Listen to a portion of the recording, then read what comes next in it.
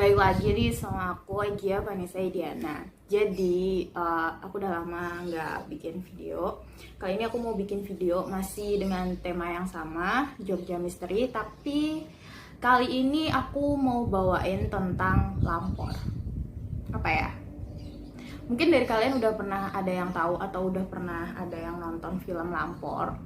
Tapi kalau di film tersebut, film yang ini nih, itu menceritakan soal keranda terbang. Tapi yang kali ini aku bukan mau nyeritain soal keranda terbang, tapi aku mau nyeritain tentang pasukan gaib dari Kanjeng Ratu Kidul, kayak gitu.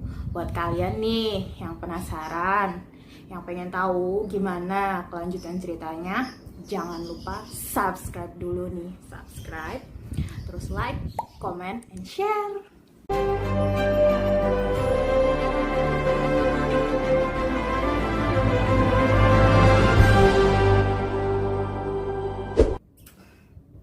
Oke, sebelumnya aku mau jelasin dulu. Sebenarnya nih di daerah Jawa Timur kebanyakan tuh lampor itu seperti kayak keranda terbang kayak gitu.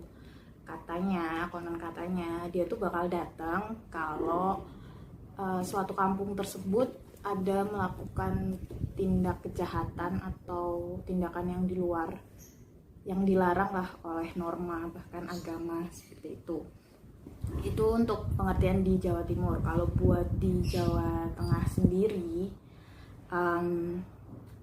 itu tuh lampor itu pasukan dedemit atau pasukan gaib dari Kanjeng Ratu Nyi Roro Kidul yang beriringan. Tujuannya tuh dari pantai selatan menuju ke Gunung Merapi seperti itu. Biasanya beriringan sih. Jadi kalau buat kalian nih yang orang Jogja yang udah pernah tahu atau yang pernah dengar atau pernah diceritain, menurut kalian gimana nih?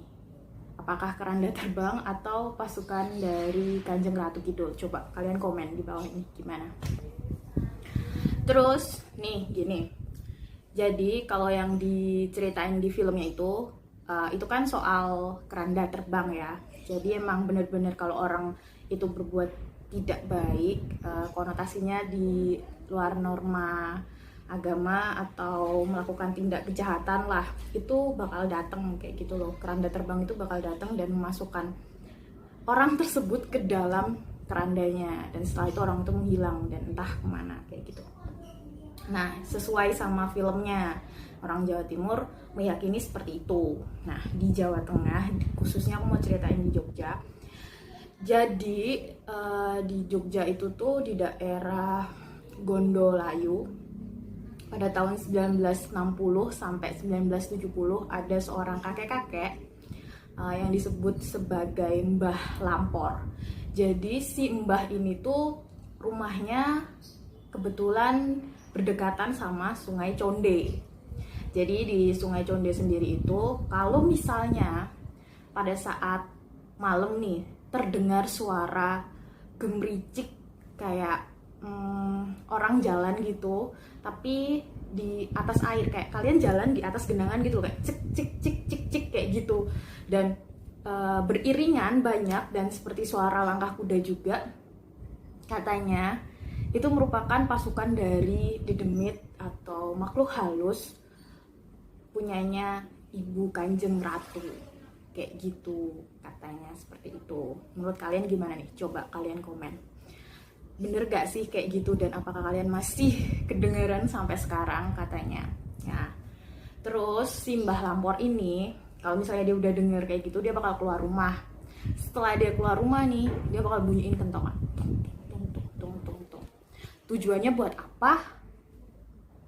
Tujuannya adalah untuk mengusir atau menghalau agar pasukan tersebut tidak datang ke desa yang dilewatinya gitu. Jadi kebetulan desanya dari Mbah Lampor ini Sungai Conde. Maaf ya, tadi mungkin aku bilang Conde, sorry, maksudnya Conde gitu. Nah, terus kalau misalnya si Mbah Lampor ini udah keluar dari rumah nih malam-malam, dia pasti bakal bunyiin kentongan tung tung tung tung tung tung dan keliling kampung biar sampai suaranya itu tuh udah nggak kedengeran lagi kayak gitu. Dan kebanyakan warga sekitar itu bakal ngikutin si Mbah Lampor ini, bunyiin kentongan, jadi pukul-pukul tong tong tong tong gitu biar sampai hilang, bener-bener hilang gitu. Dan konon katanya nih, gak semuanya dari pasukan Lampor itu ada Gusti Kanjeng Ratu Kidul. Katanya kalau misalnya bunyi dari pasukan Lampor itu terdengar lebih sedikit dan iramanya itu lebih pelan, katanya itu cuma berisikan pasukan dari Kanjeng Ratu Kidul bersama patihnya. Sedangkan jika suara derap dari langkah kuda yang banyak serta lebih keras dan lama, itu bisa jadi berisikan Kanjeng Ratu Kidul, seperti itu.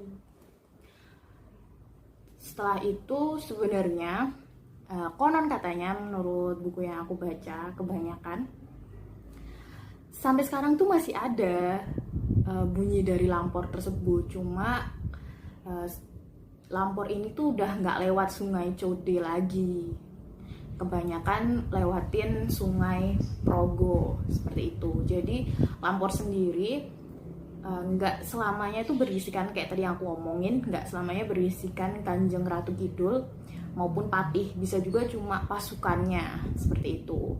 Jadi konon katanya Lampor itu bisa lewat mana aja, asalkan sungai ini berhulu di Gunung Merapi dan berhilir di pantai selatan. Jadi bisa kebayang ya, dia bisa pindah-pindah kayak gitu ya.